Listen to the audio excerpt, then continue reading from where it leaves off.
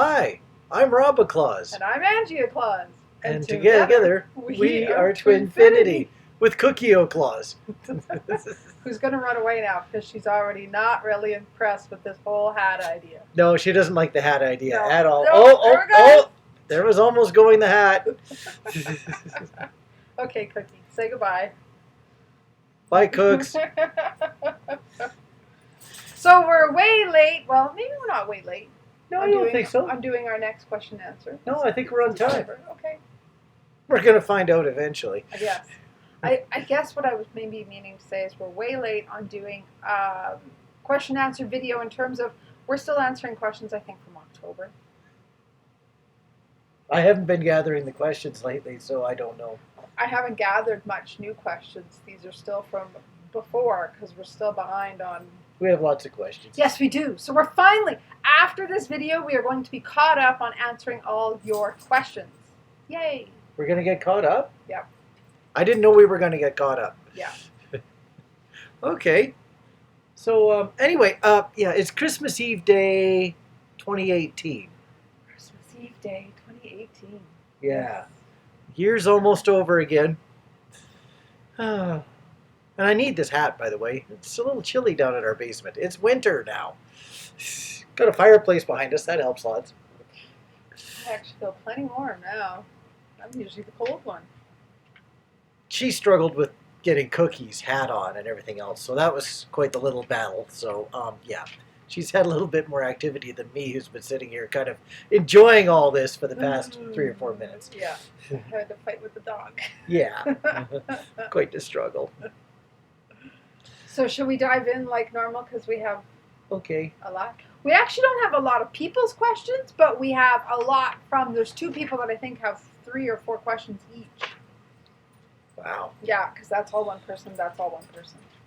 So, okay, but there's lots of questions embedded in the questions. Of course you had to find the one toy I forgot to put away. Of course you would do that. Hey, Cookie? One moment. Of course. Why don't you go find one of the other ones? Oh, you're going to know it's there. I gotta hide it from you. Go find a quiet one. All yep. Right. So somebody obviously was real happy to have their hat on. And that could be me in the next little while too if I all of a sudden start to get too warm. I don't know if it's going to last the whole video. No, maybe not. Maybe not. We got lots of stuff behind us to last the whole video though. Yes. Lots of stockings. Hung by the chimney with care. Oh, I'm having a rough one. Yeah, I threatened to have Rob have coffee because he's tired. Yeah, yeah. He's dangerous when he's tired. Okay. Okay, are we ready? No, but we're going to do it anyway. All right. I feel like we haven't even hit the start button yet, but yes, we have. Okay. Could you please repeat some, if not all of the work you did for inner child work? Did you find it challenging to vow to protect your inner child as soon as you started this work? While my intention is to, I find I'm experiencing some blocks. Wow. Inner child work. That actually never ends. That's true. Yeah. So we actually did a tangent talk on inner child work last year. That was one of our very first tangent talks in 2018. I guess so. It was it was right around this time last year that we did it. So we'll put the link to that video below, but sure, we'll answer some of the things. So for me, some of the things that I did was writing with my non-dominant hand because I was taught that in therapy long time ago as a way to connect with the inner child. And when you write with your non-dominant hand, it's like the other side of your brain can communicate. And it's fascinating, the things that come out. So for me, my inner child would be able to communicate that way, and I learned like so much information that I had no idea about. It was really, really neat. And so, of course, once I learned, what her needs were, what she was feeling, she would tell me she was scared or alone or needed this or needed that, then I was able to comfort her and give her that.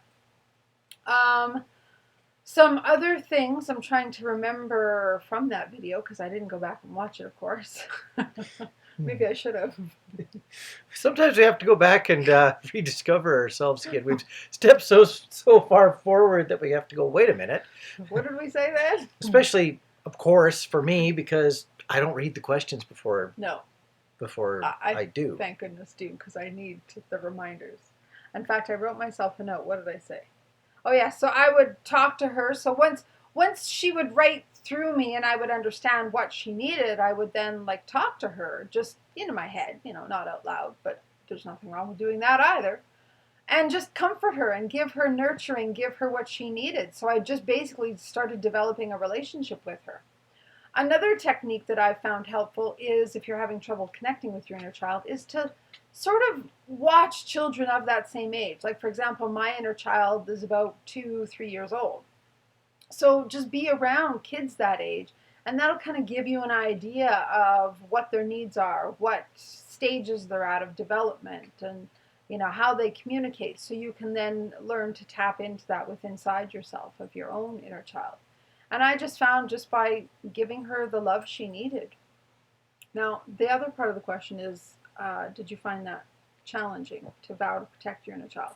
I personally did not, because once I just saw her vulnerability, this might sound weird, but I fell in love with her. I just was like a mom to her, and I just gave her everything she needed. I do know some people have a hard time nurturing their inner child because they feel like their inner child maybe betrayed them, or if you've been abused as a child or something like that, you might feel like it's your inner child's fault, that, well, if they were just quiet, or if they did this or didn't do that, then we wouldn't have got abused. But for me, it was just really easy to see her as a natural, vulnerable little being that was innocent and didn't do anything wrong. So it just was very easy to love her. Now, of course, for some of us, it's a little bit different. I didn't really have any contact with my inner child. I was thrust into adulthood very early in my life, like 4 or 5 years old. I was living with and communicating with adults, and playing games with adults, like card games or board games. I had to go back and actually figure out what an inner child was once I got into my teens and early 20s. And with that definition, then I started to relate some of the feelings that I had to being, oh yeah, that would be from my inner child. So I had to start all over again with the concept of what an inner child was into my early adulthood. So with that all in mind, once I started to get that, template wouldn't be quite the right word, but that understanding of what various feelings that were part of me were my inner child, then I was able to make a little bit of a friendship and an understanding with my inner child that allowed it to have a place in my life, a place that would remind me to play once in a while instead of just being serious and competitive. So I had to start right from ground zero. Ground zero. Wow. Yeah. Okay. What's next? Santa Claus? Robbie Claus? Robbie Claus. I'm going to be in trouble for that one later. Question is, how might both you and Rob deal with this situation? I am new to the TF world, 3 or 4 months ago, although I met him almost 3 years ago. 3 months ago, I started dating another man who I didn't feel even a fraction of depth of connection. I didn't want to hurt this other man, so I prayed during my meditation for guidance. I asked for a sign and asked the universe to show me the number 999 if, at this very time, I should wait for my TF, and the number 666 if I should not wait. About a week later, I saw 4 999s. I was amazed, so I took it that I should wait. The week after, I saw a few 666s. Now I am confused. Any thoughts? Should I stick with what I saw first? Of course, because I've read the question, I have an answer, but yeah, I'll let you go first if you want. No, you better take a run at this one. Okay. So first of all, I love how the universe gives us signs. I love that we have the ability to communicate with all that is. How I interpret the signs you got, though, is both. So, yes, wait for your twin flame, but also I don't see it as a wait like short term. It's a wait that, yes, long term you will be with your twin flame, but short term, because you got the 666 sign as well, I see it as the universe saying, live your life, still be with this other person, still, continue to do whatever you need to do. Follow your own soul's calling rather than just sitting around doing nothing, having no other relationship and thinking, okay, I'll just wait for my twin flame to come to me. Because you have work to do, they have work to do. That's the reason you're both separated from each other. So embrace this other relationship that you're in and allow it to teach you the things you need to learn. Allow it to help you release the karma that you need to release. And then down the road, who knows when, who knows how long, but when the time is right, you and your twin flame will come back into union. So that's how I interpret the sign, and it's a very strong sign. I mean, to see 4 999s in one day, that's pretty powerful. Yes, it is. Yeah. So the universe is saying yes, but not yet, not now. That's how I interpret it. I see it very similarly where both options are available. I always recommend waiting for your twin in some respects or another, but I would think that the intuition you have with your twin would allow you to know where your twin is at. Mm-hmm. I think it's more important to know where your twin is at in this one. You've got the signs that you could go either direction. It's up to you.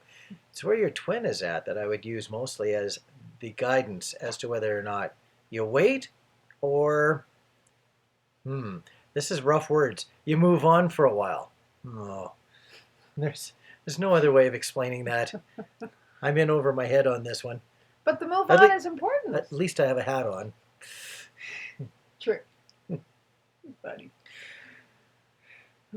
I really have a hard time with staying stuck for a long, long, long time, waiting and waiting and waiting for someone. There's just so much in life to be experienced that the waiting with no growth, waiting with very little experience, that's more harmful than anything. I think the four nines is an absolute, or 4 times around with 3 nines, I'm sorry, is an absolute clue to leave that door open.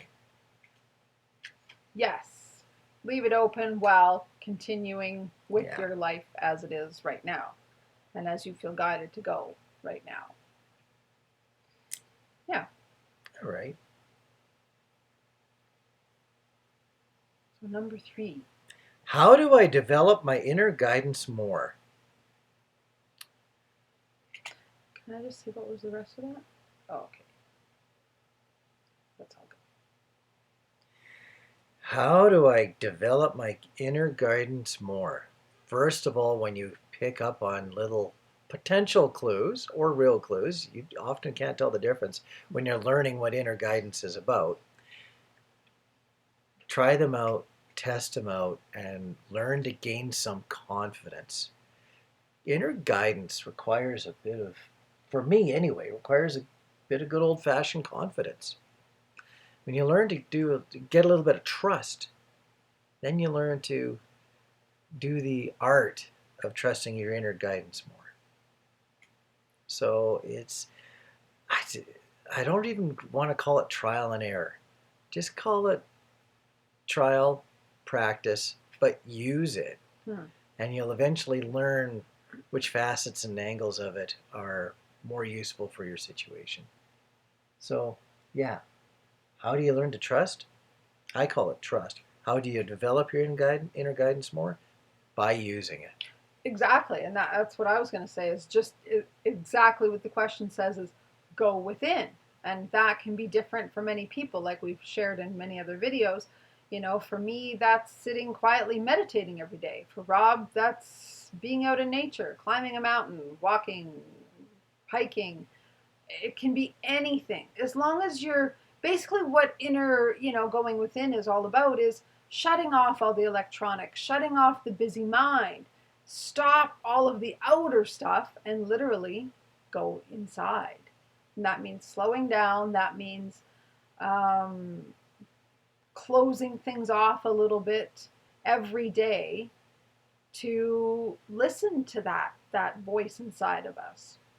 And the more you do that, the easier it gets to hear that voice, and the easier it gets to then, like Rob's saying, trust it.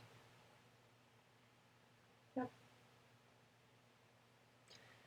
Inner guidance is an advisor like almost anything or anyone else.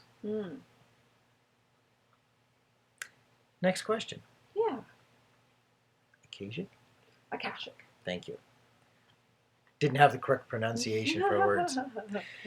This is a question for Angie. Did you access the Akashic records before you told Rob that you were TFs? So first, I might not do a great job of explaining what the Akashic records are, but how I understand them is it's all of the knowledge, because there really is no time and everything is now. Everything that ever has happened in our past, everything that will happen, all of it is like in records. So if you can tap into that energetically, you can tap into all of that knowledge. So every experience you've ever had in your lives, every experience you are going to have, all of those things are documented in a spiritual, not written, of course, in human ways, but in energetic, spiritual ways. And as I say, I hope I probably didn't do a great job on answering that part of explaining what Akashic records are, but you can Google it to get more understanding too. But did I tap into that? No. I just simply tapped into my own inner guidance, which was telling me to tell Rob. And I fought it and I fought it and I fought it until I finally was like, okay, I'll tell Rob. But no, I didn't tap into anything other than what I was being guided to in my own inner knowing. And of course, the signs, like you've seen, all those signs, I would validate or get validation. I would ask and clarify, if you really want me to tell Rob, give me this sign. And it took forever to get the exact sign that I wanted, but I got it. You're getting licked to death by a dog. I know. We got a very friendly dog today. Yes. She's all like, you put a hat on me now. Pay attention to me and give me lots of love. Okay? You're fun. So yeah, hopefully that answers your questions. Now our next person has 5 questions. Or were you going to say anything else about that one? No, I have actually nothing else to say. Okay. It's all relatively new information for me. I'm glad you knew what the question was. You're welcome. I didn't. It's all right. Okay, for Angie, another question for you. Don't worry, there's some for you too. Oh no. I remember you were saying in one of your videos that one of your karmic partners had qualities that you enjoyed and that at that moment Rob didn't have and you wish he had. So in other words, somebody had qualities that you wish that I had. Yes. Yeah. My angel's not showing. When you came back together after years of separation and transformation, did you still feel that dilemma? I'm going to keep asking this question. There's more to it. I ask because I think I experienced something similar to Angie while in separation from my twin. I do not feel this anymore, but I remember asking myself when I reunite with my twin, will I still feel like I'm not getting all of my relationship needs met by him? On the other hand, I'm also wondering that if my twin might have the same dilemma in regards to me. This is about understanding that people, both physically and spiritually, are different. And that sometimes a person might have something that you love 9 out of 10 about them, and someone else might only have that same quality in 7 out of 10 or 5 out of 10. It's a little bit to do with individualism. And individualism takes many, many forms. So, I was going to say, do I get to answer the question? you finally get to answer the question. Okay, thank you. You look very cute in your hat, by the way. I'm doing okay in my hat. It's nice and warm like the fireplace. So, did let's just verify again. Did any of your karmic partners have Okay, so they're asking, qualities? did you finally have the qualities that I was looking for that other karmic partners had? So yes, however, it didn't, like, most people think union just happens, just boom, right? Like, you're separated, and then all of a sudden, boom, you come together and you're magically both awake and you magically are everything each other has wanted. It's not been our experience that that's the case, nor is it the experience of most people I have talked to that have come into union. In fact, I was just chatting the other day with a girlfriend that's just coming into union, and it's exactly what she said. She's like, this is not what most people think union is. It's just little bits by little bits. So when Rob and I were slowly coming into union, first of all, when we were just starting to develop a friendship again, I didn't see how we would ever be partners because I didn't see enough of the qualities that I wanted in a partner. And I'm sorry to say that, but it was true. Well, especially after one certain Tim Hortons meeting when I was all being goofy. You were, Oh, there's that. yeah, you thought I was just off my rocker, and that would be it. Yes. But he was still, even, in 2012, 2013, 2014, he was still super serious. He was still had his drill sergeant. He was still running marathons. Not that that's a bad thing, but I mean, he was just super intense. And that was the Rob I did not like back in 1997. So I'm like, I just don't see how we could ever make a relationship work because I like to have fun. I like to laugh. I like to be silly. And I'm like, I don't see that in Rob. And even when we got into union and he moved in, we still had some work to do. It's not, again, like you just, okay, everybody's like perfect and you get into union and it's all wonderful. There was still work to do. He was still serious. I still had issues to work on, which you're going to maybe talk about because you get the question asked to you next. It's your turn next. But, I mean, do you remember when you were first moving in and you were like super drill sergeant-y and it just didn't work for me? And No. we had to work through that. We actually went to counseling right very early into our union to work on things because we were seeing things from way back in 1997 in each other that we didn't like and didn't want to experience in our union. So, yeah, I definitely had things about him that weren't resonating, but it didn't mean it was like, okay, forget it. Well, then, we're not going to ever be together. That's part of the growth. That's part of growing together. How about the other aspect of the question where others had qualities that you wish I had, but I didn't? Well, those were the ones that they were more playful and they could have fun and be lighthearted. And I didn't see that in you at all back then. I didn't see that you would ever be that way. But yet now you're totally that way. I have fun. A perfect example for those of you that are connected with me on Facebook, I just posted pictures of Rob and I from just this weekend. We've had a super awesome weekend. We went out Friday night driving, looking at lights, and then Saturday we went downtown to the mall and just like totally explored and had fun and took pictures. And then yesterday we were with our friends and decorated gingerbread houses. The Rob from 20 years ago would not decorate a gingerbread house.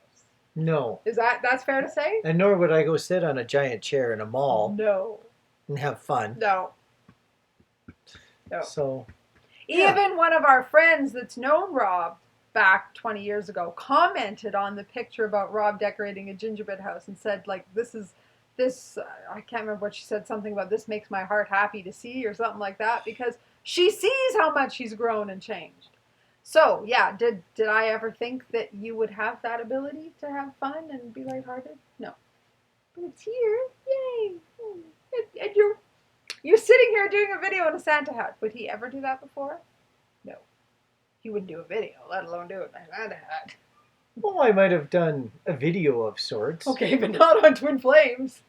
That's very true. Not on spirituality. Nope. No. That wouldn't have happened 20 years ago. So I guess what I'm saying is just keep your heart open. Keep,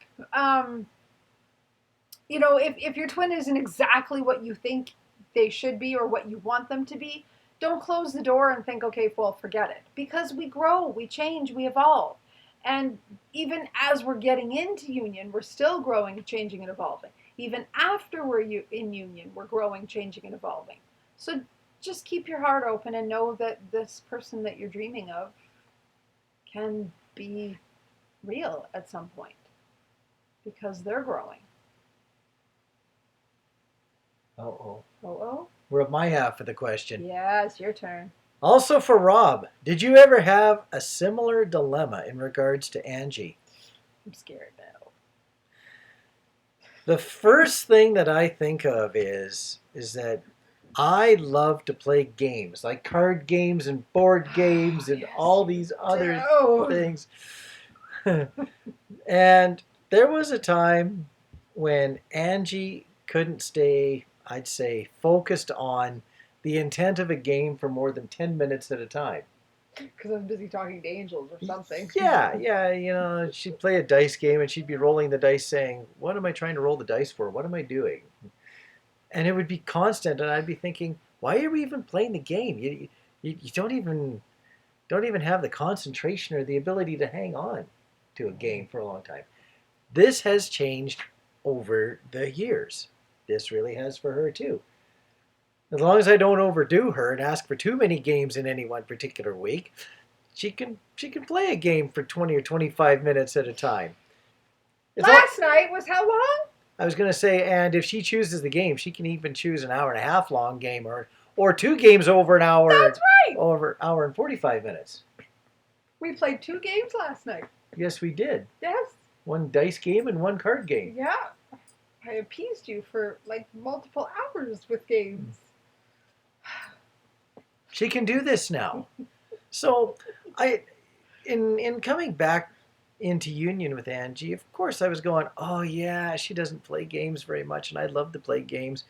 What are we going to do when we get together with the majority of my friends, as an example, which they're now our friends totally too.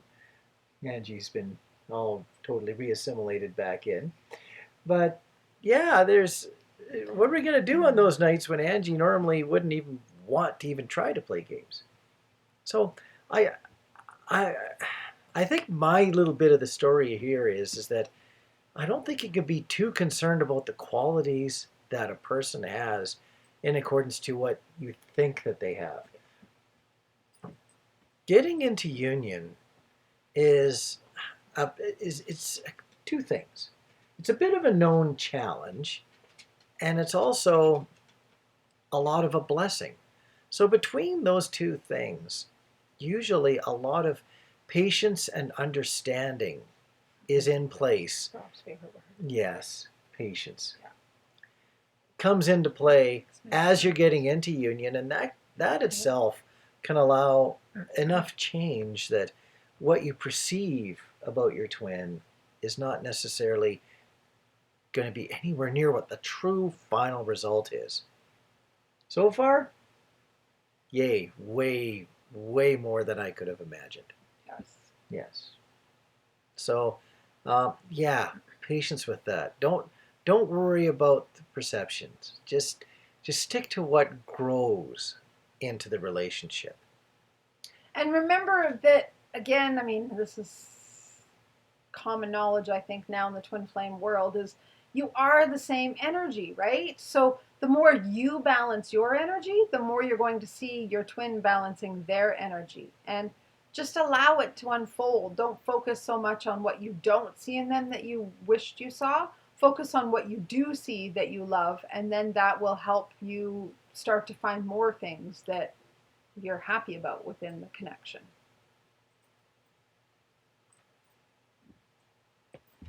I'm good with that. Okay. Next question. Well, this one looks a little complicated. While you were in separation and living with other partners, how did you view / think of each other? Oh, yes.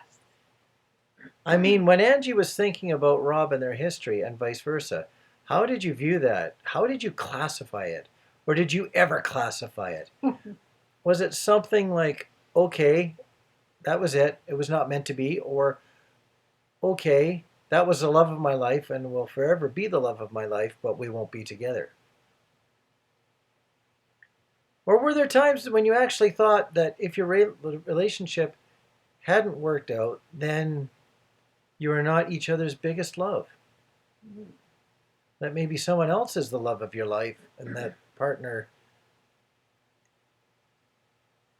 or while being in, oh, sorry, was the love of your life. Stop, I jumped a line. Or while being in karmic relationships, did you ever think that you did the right thing by being with that partner and not pursuing your twin anymore? There's lots of questions in this question. Mm-hmm. We need to go back to the beginning. How did you view/think of each other when you were with your other partners? Especially when I was with my 12-year relationship, I didn't think of Angie a lot during that time. Once in a while, something would remind me of Angie, but it wasn't something that was something I was constantly dwelling on. No. There would just be snippets of memories. They'd come and go, and of course, they were all, for the most part, good memories or memories that I wish to keep. So it's not like I was thinking good or bad or not at all. I was just happy and cozy with those memories. And for me, I'm going to kind of answer a lot of that all together. So when we broke up back in 1998, yes, he was the love of my life, but there was just so much that wasn't working between us. And finally, a couple years later, I mean, we had a couple years of on and off and together and not together and that weird place of confusion. But when he finally ended up in the beginning of his, what we didn't know back then was his 12-year relationship, I finally moved on and thought, okay, this is clearly not meant to be. And also I was able to let go because there just wasn't enough there to hang on to. I mean, yes, we had this love, but we had no real connection other than the love. Like we were saying, he was so intense. I was deeply spiritual. We were so out of balance with each other that I didn't see any way that we could ever come back together or have a relationship. So I moved on completely, as did you. Yeah, I thought that was just a sad ending to a relationship that felt really good, and I was very thankful for it. But because I didn't feel it had a future, I didn't give it much energy when I was with my karmic partners. No, I chalked it up to he was an amazing soulmate and grateful for the experience, but move on with my life. Did I think that he was my greatest love? I don't know, honestly, if I defined anybody as my greatest love. I mean, I've had a lot of love relationships over the years that were great loves, but did I define any of them as my greatest? I mean, I certainly tried to measure everybody against you for a long time, and nobody measured up. But I just accepted that it's over and move on. So, I mean, it took a lot of years to do that, of course. Did I answer all of that, or is there more? There's a little bit more. Okay. Well, being in karmic relationships, did you ever think that you did the right thing being with that partner and not pursuing your twin anymore? I didn't know Angie was my twin. So I didn't, so it wasn't like I was aware that I had abandoned a very special, deep spiritual bond. Exactly. I knew that there was what I would call a very unique spiritual connection, but it wasn't as if I'd made a very valid choice to abandon something that was very rare and very, very special. I just thought it was a relationship that didn't work. So, did I ever feel about doing the right thing or the wrong thing? No. I maybe had more questions about whether my karmic relationship was the right thing or the wrong thing. But the right or wrong thing in comparison to Angie, no, I didn't really draw that comparison very often. Yeah, and I didn't either. Once you moved on to another relationship and I moved on, I didn't ever really look back and go, oh, I wish I could have, or not until I started awakening, even before I found the twin flame stuff, I started thinking of him again. And I think that question comes up in another Well, one. There's still one more piece to this question that Okay. we hadn't got to. When one of you was with the karmic, did you ever think, or did it ever seem to you that the karmic was the real thing, and that you loved the karmic more than you loved your twin? Absolutely, for me. Yeah. Yeah, when I was with my karmic for at least the first half of the relationship, she was the best thing since cream cheese with chocolate on top. Really? Cream cheese with chocolate on top? Yeah, yeah. Wow, that sounds decadent. I was I was quite happy with that relationship. Yes, you were. You were smitten. Yeah, smitten was the word I used. Yes. I will never forget that dinner. Yeah, me too, because the karmic relationship I was in, we had a lot of fun. We laughed. I mean, granted, it was, not to say it was all good. It was either really good or really bad. It was really unbalanced that way. But when it was really good, there was so much fun. There was so much laughter. And I was like, that's what I was always missing with Rob, because there just wasn't a lot of playfulness with Rob back in the old days. So yeah, I thought that was more the one, but again, not really. Like, because I never ever planned to marry my karmic partner. Had no desire to marry again ever, but definitely didn't think of Rob as, oh, I wish I would have, and oh, the one that got away. No, I finally just let go and surrendered and thought, okay, that was that, and move on with my life. So, sorry. No, it's okay. We were in a time and a space where we weren't each other's focus. No, you had cream cheese with chocolate on top. Yeah. Somebody else, apparently. At least we can laugh. What else are you going to do, right? It's not until you realize something that you have a chance to rebuild your life in a different direction. And until those realizations happen, until other pathways come clear, until something happens that you decide to make all those decisions that it takes to rebuild your life in a different direction, usually until then, you're doing the best you can with what you have. Yes. And a lot of times you've chosen something into your life, someone, or a certain lifestyle into your kind of life that you've chosen anyway. So it was something that you wanted, usually wanted deeply anyway. Exactly. So it's really hard to turn your back on that unless something really, really changes. So yeah, you can definitely, I can definitely see where if people knew that they weren't with their twin but they were choosing a different relationship, I could see where that would torture a person daily. Oh, yes. We didn't have that. Yeah. Others that do, not sure that I would want to be you. No, it's harder, I think. A lot harder. Yeah. Okay. Well, you were, oh yeah, okay. Well, you were in separation. You both had more than one karmic relationship.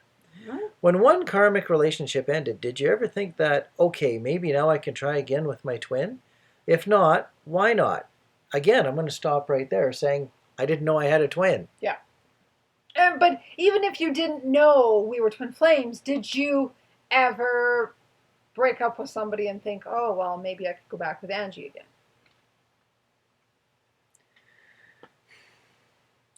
This is a tough question to answer. I want to answer it, but there's no way I'm going to get it right. I might have my Santa hat pulled down around my nose by the time I'm done, because I could very easily say the wrong things. No, I'm really excited. Yeah, she's... What you going to say? What trouble am I going to get myself in now? I almost got into this with the last question, but I'm a firm believer that when you love someone, that love never goes away. It might be dormant, but it's still always there, and it's still something that, within me anyway, I prefer to, in many ways, respect. Another word would be cherish the opportunity. Like, how many people have never had a chance to love at all? I've had a few minor and a couple major loves in my life along the way, and it's very, very much a blessing. I think it's probably because I have an ability to love that allows me to experience love in different ways many times. So whenever a relationship has been in trouble, many times I've looked over my shoulder and gone, yeah, I remember those good times with this person. I remember those good times with that person. Oh, geez, maybe I wish that hadn't have ended. Or, well, yeah, maybe that did need to end, in looking at it from another point of view. So, from the point of view, when one karmic relationship ended, did you ever think that, okay, maybe now I could try again with my twin?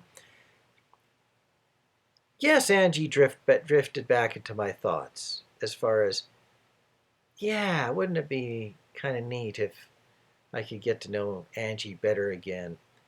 But sadly enough, and this is where I get into trouble, usually I never thought about one person.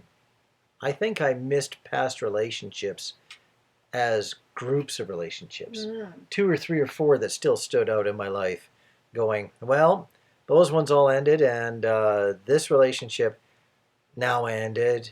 I think maybe I enjoyed those other relationships more than I did the one that just ended. So really, I kind of wish that those relationships would have hung on. I had those feelings.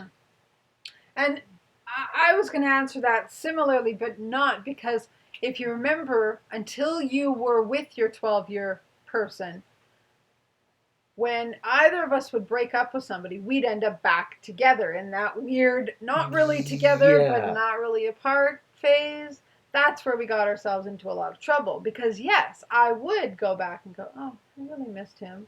No, nobody seems to measure up to him. And oh, why couldn't we make it work? And then we would sort of come back together for a bit.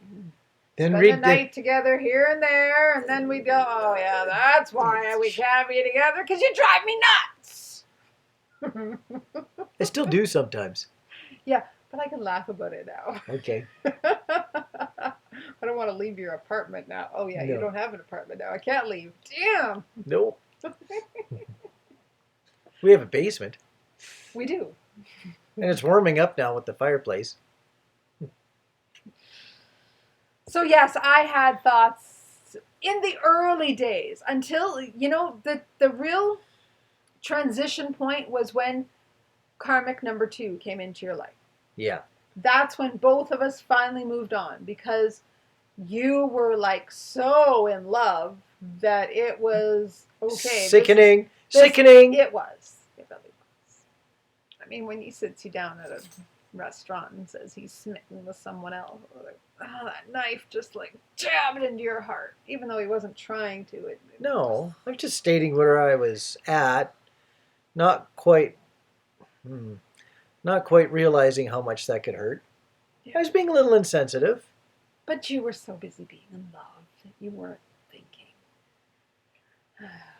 It's okay, I understand. But once that relationship hit, then that's when I finally moved on and stopped thinking, oh, well, when I break up from Rob, or break up from someone else, maybe Rob and I could have a chance. I finally was like, no, there's no more chances with Rob. But yes, other relationships before that, absolutely. Yeah. We ended up back together, I don't know how many times, for a night or a week or whatever, till we drove each other nuts again.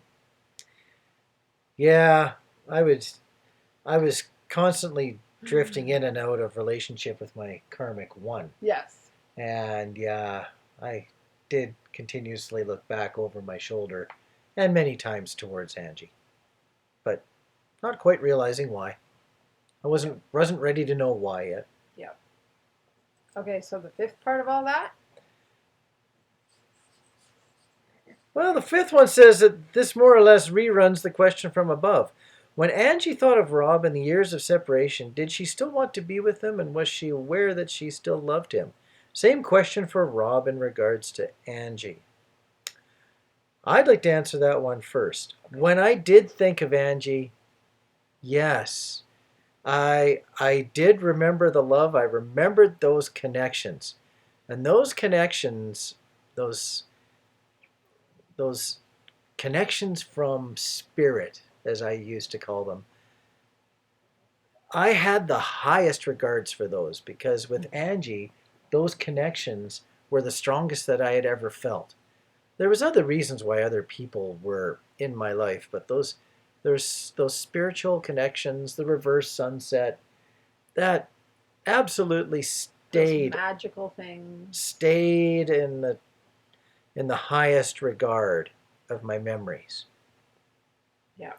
So, yes, when I thought of past loves, yeah, I for the magicalness of it, yeah, I missed Angie the most from definitely that point of view.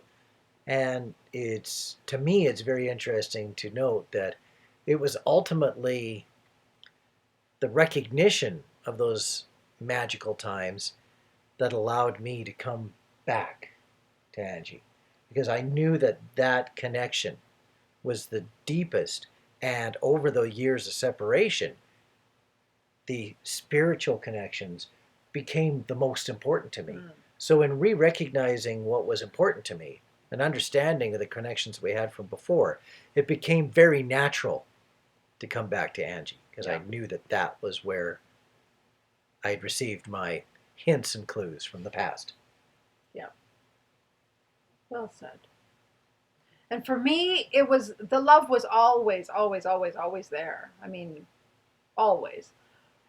But it was just a love of, okay, this was an amazing magical relationship that had run its course. I never thought there would be a future in it until I discovered Twin Flames.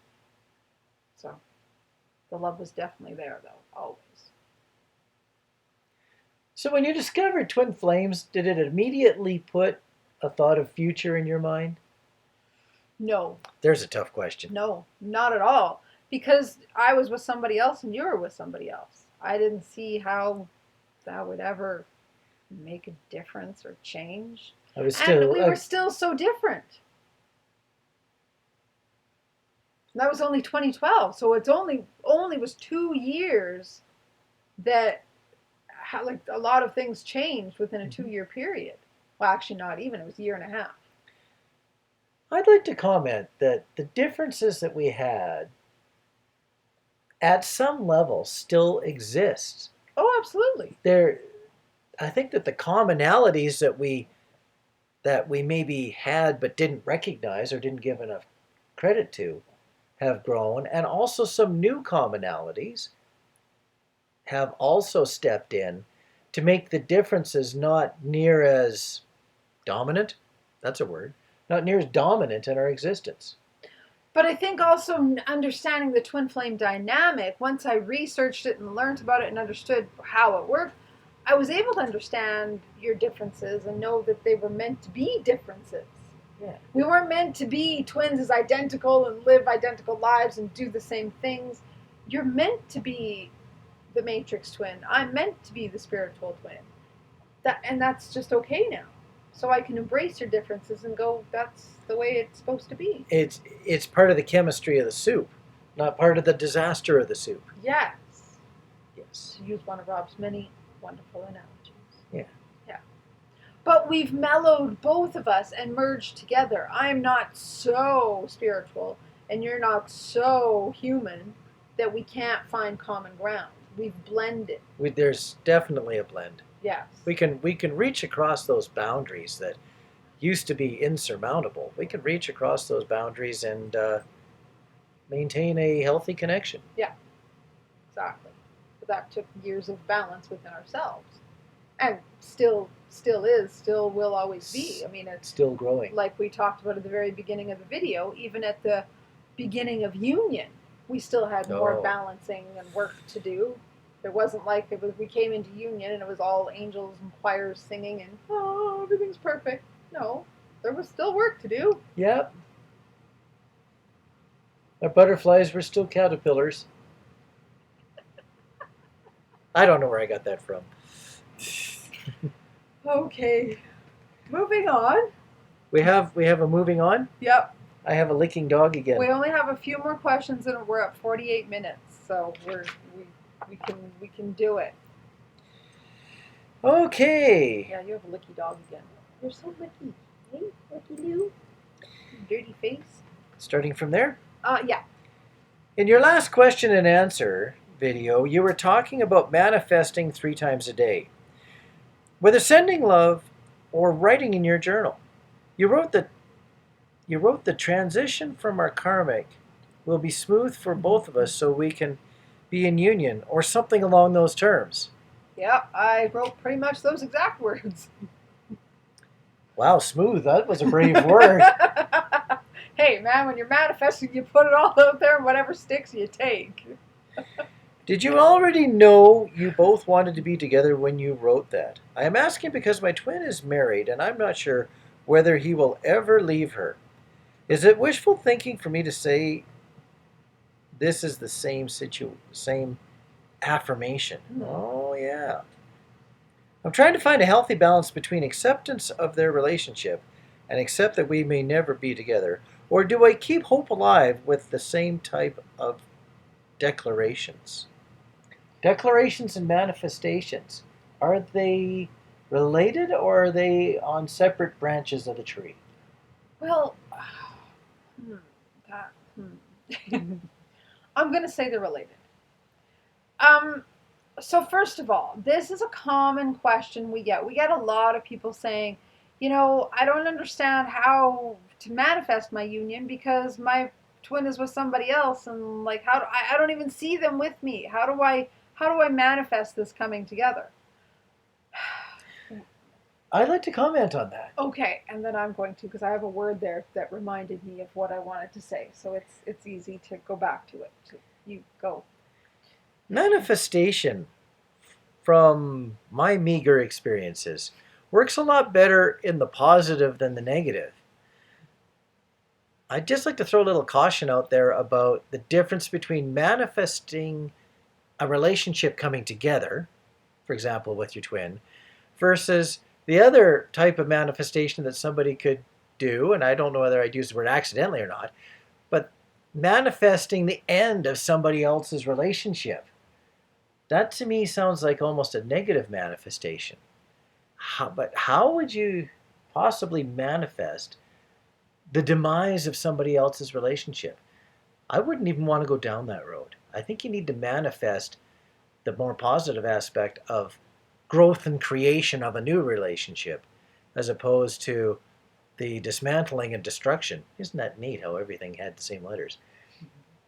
The destruction and dismantling of someone else's relationship. I think the manifestation needs to be positive.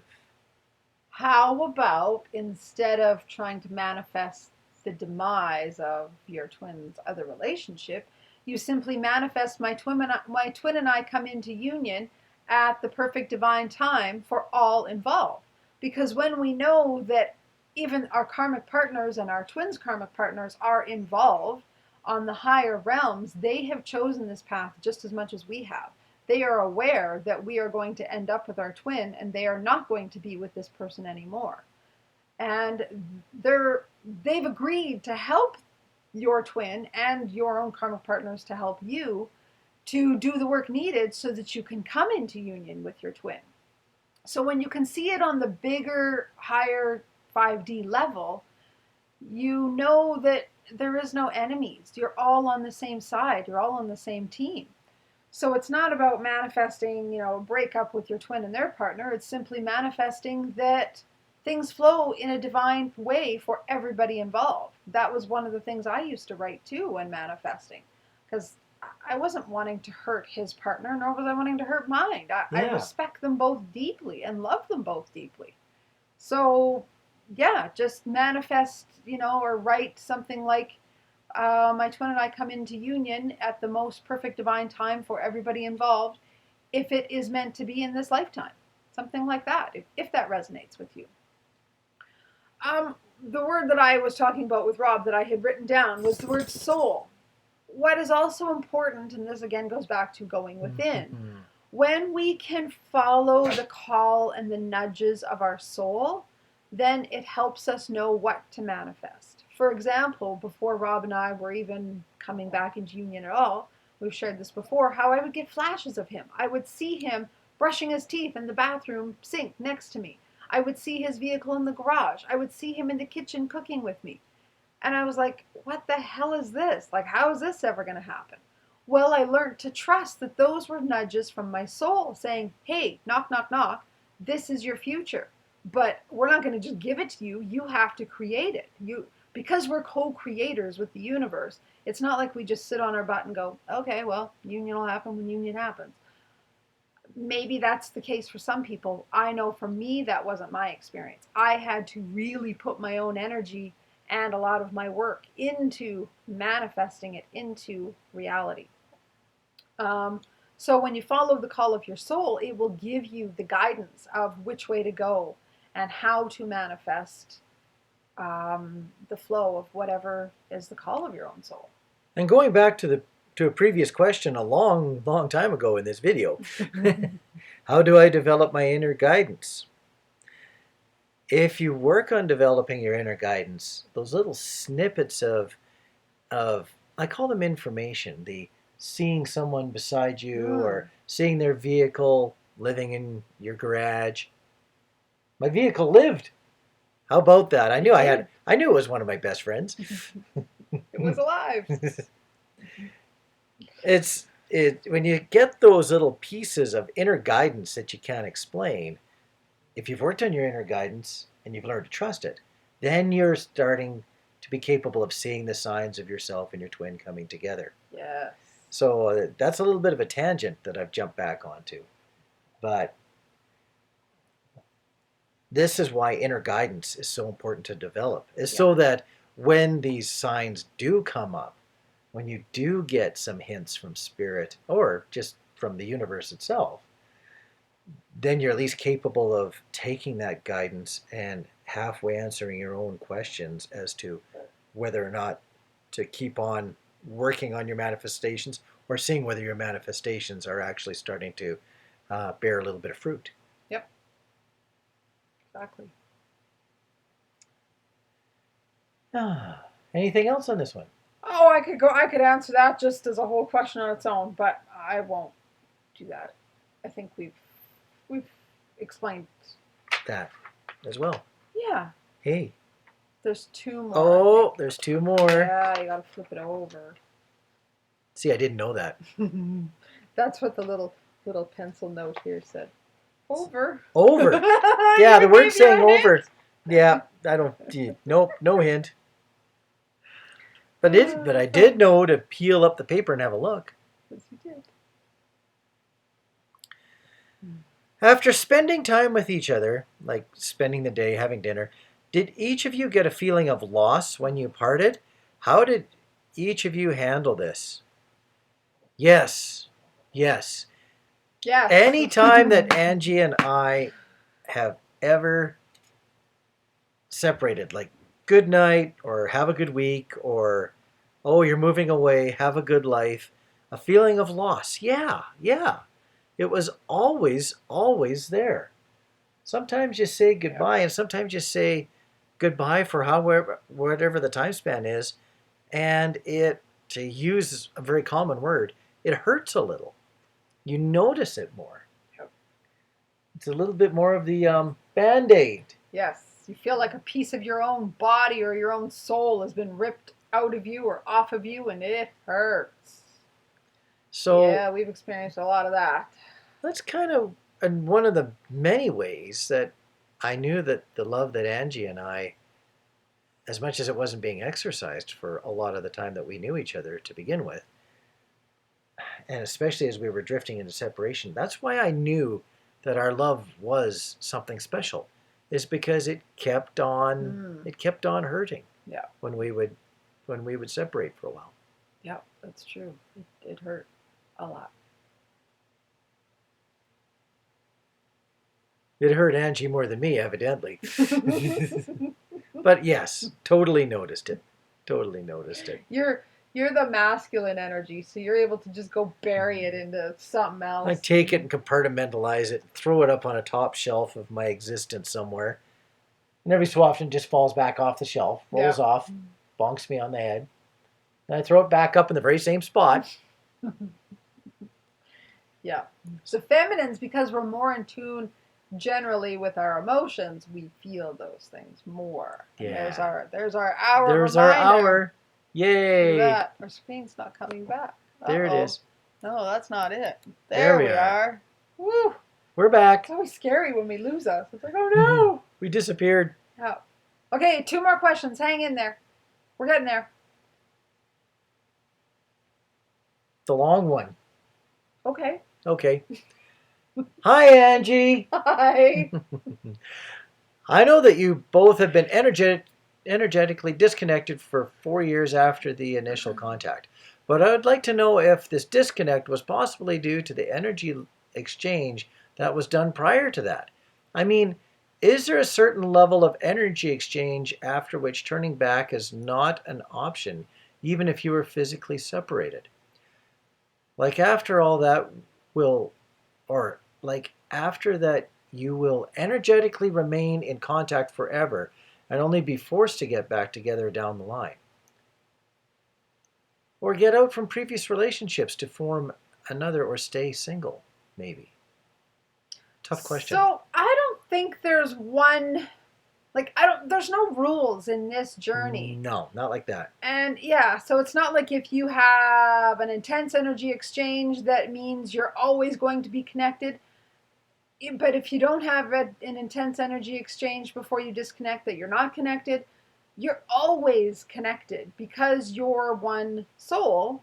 Your energy is always connected. It doesn't matter even if some people have never met their twin flame in person. They've only ever met over the internet.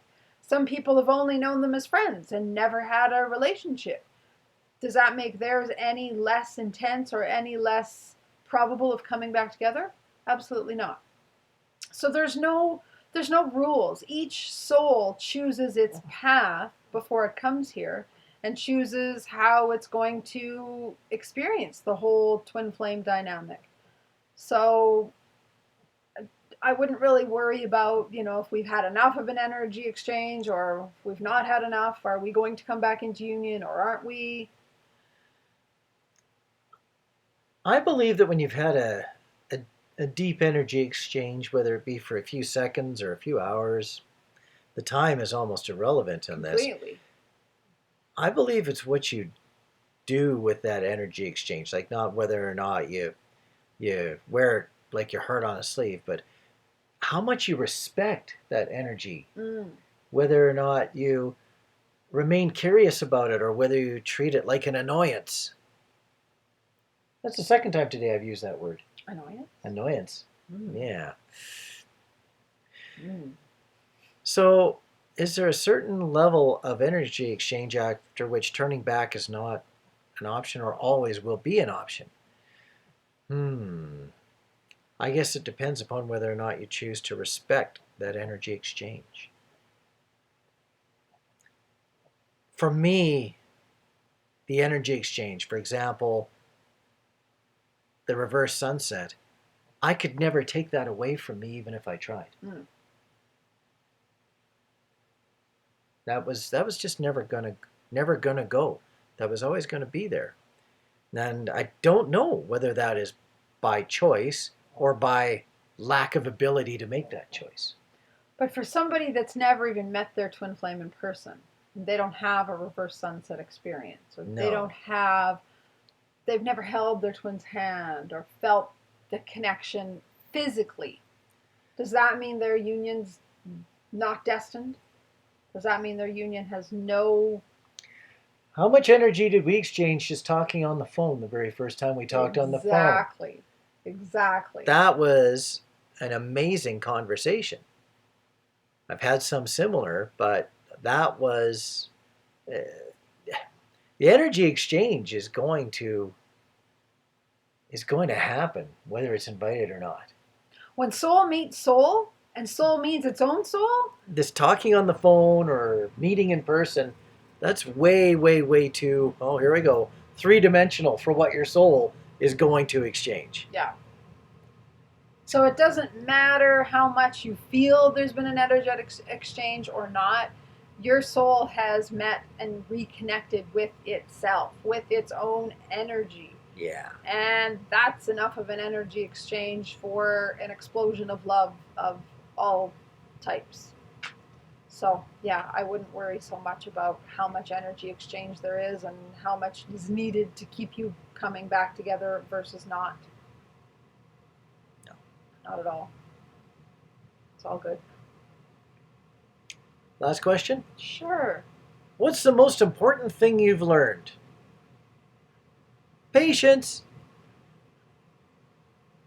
Now, I took that, well, okay. I'm going to let you just answer it. Go ahead. Okay, I did. That's it? Done. Patience? Okay. What is the most important letter in a bowl of alphabet soup? That's a tough one to answer. There's lots of letters, lots of learnings. I'm like, where are you going with that? Are you Yeah. going with the P for patience? And then I'm like, where's this P stuff going? Okay, so you didn't go there. I went there. Okay, Okay. Okay, are you done? Just patience? That's it? I'm going to say patience. Okay. Yeah, I can't really say a whole lot more because if I was to talk about everything that I've learned, that I really value that I've learned, I would need numerous other videos. Oh, sorry. We've already had most of those other videos. Okay, I'm going to answer, but it's not going to be what you probably think it is. What do you think it is? I'm not going to answer your question. Well, I just want to know what you think it would be because you said what you always say in terms of like we always have like yours is patience and mine is Go within. right. So is that what you would think I would say? Yeah, odds are. Okay, it's not. Okay. It's not go within. I know that's shocking. She's going to say love. No, it's not even that. That's my second Well, answer. okay, that's like the bigger global answer. But for me, it was when I truly understood that I was a soul and that I was multidimensional. When I understood the whole 5 dimension thing and that I've lived many lives and that I will live many more lives and that I never die, it just changed my life. When I was able to walk out on the street and see everybody as the same energy, whether you want to call it God, source, love, there's the love word, universe, it just absolutely profoundly changed my life, understanding my multidimensional self. Because then I was able to look at everybody else from those same eyes. Much like we talked about in one of the previous questions about, manifesting union and what about, like, I don't want to wreck my twins' relationship with their karmic. When you remember that their karmic is all in this with you, it's all like a big play, and you've all agreed to play these roles, then it makes the journey so much easier. At least it did for me. It just absolutely changed everything for me. So that's the biggest thing I've learned. Multidimensionality. This is interesting how Angie and I learn the same things very differently. Mm. Sometimes when I learn something, for example, when I finally had the epiphany many, many, many years ago. Epiphany. I shouldn't try to use words that I just don't use well. You did good. I'm just making fun of you. Let's just say when I first went, yeah, I have a soul. I don't know if that really changed my life or if I jumped from recognition to acceptance so fast that I almost felt a twinge of embarrassment that I never knew that all the way along, or I'd never accepted that all the way along. So, sure, it was big, it was important, but sometimes when I learned something that later on I claim as painfully obvious, I have to remember that some things aren't painfully obvious to people all the time because I've had those moments where what's simple to me now was complex before. But when I learn it, if I learn it too fast, it's almost like a head slap moment. Yeah. So do I consider it to be important that I learned, or was it just embarrassing that it took me so long to clue in? Mm-hmm. Yes. I think it's the lessons that I've learned slowly that I that I respect, and maybe because they took a lot of work to learn those lessons, that's why I consider patience to be important. Got it. Everything's been important in its own way. A jigsaw puzzle gets built one piece at a time. Unless, of course, you've already built 4 pieces together and put them in at once. But they were still built one piece at a time. You had to put them each there. Now, I just wanted to clarify. I said I have a soul. What really is what I learned is I am a soul and I have a body. When I really embrace that I am a soul and we are all souls and we are all connected, that's what changed my life. Okay. Okay. Well done. We did it. We are completely caught up on questions and we're very proud of ourselves. And we did it for the end of the year.